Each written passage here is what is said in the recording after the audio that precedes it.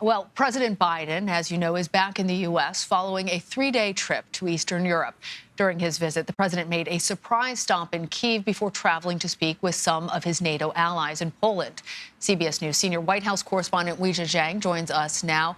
Weijia, thanks for being with us. So President Biden is obviously urging his NATO allies to provide more aid to Ukraine.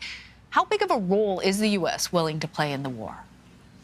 Well, the president has said from day one that they will be standing next to Ukraine for as long as it takes, which is exactly the same message he reiterated when he visited Kyiv. So there really is no timestamp on that. But Republicans have made pretty clear that they're not, in their words, going to write a blank check. So it's one thing for the president to make these commitments, but of course he's not the one that, can sign off on this money. And there is fatigue here in Washington when it comes to Republicans for, spending billions and billions of dollars on this war.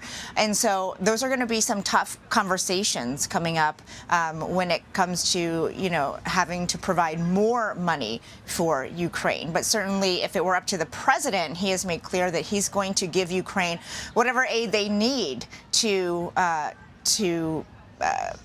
continue in this war. The question, though, Lana, is not just what aid they can provide to sustain their current position.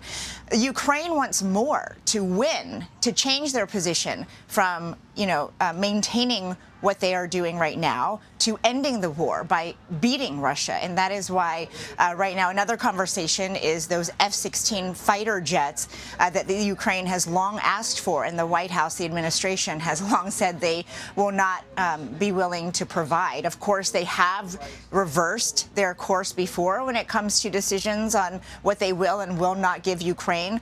So that is another big question that we are tracking to see if that happens with those jets.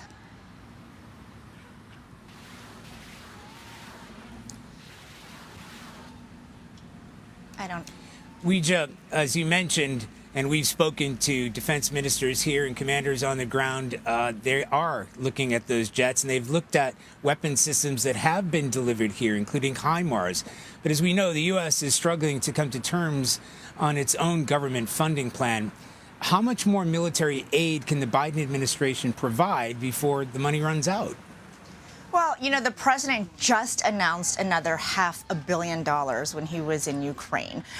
So again, the administration is not willing, has never been willing to say this is a cap. And we have asked many times whether there's a figure that they are willing to say publicly that, that is the firm amount that we can supply, and when the money runs out, it runs out. But President Biden has said many times that this is not just about what's unfolding in Ukraine right now, that this is about setting precedent for how Western nations, how democracies deal with autocracies. And so in the view of this White House, this investment is not just about Ukraine winning the war and beating Russia. This investment, in their view, is about, sending a message to other would-be Putins, other would-be Russias about what will happen if you try to dismantle a democracy and the leading role that the U.S. is willing to play. But again, dollars matter when it comes to providing those checks, and we have yet to see what the Republican proposal is, if you're asking for a line by line. But certainly they've made clear, Charlie, that at some point they're not going to continue to pay for this war in Ukraine. All right. Weijia Jiang for us at the White House. Thank you, Weijia. Sure.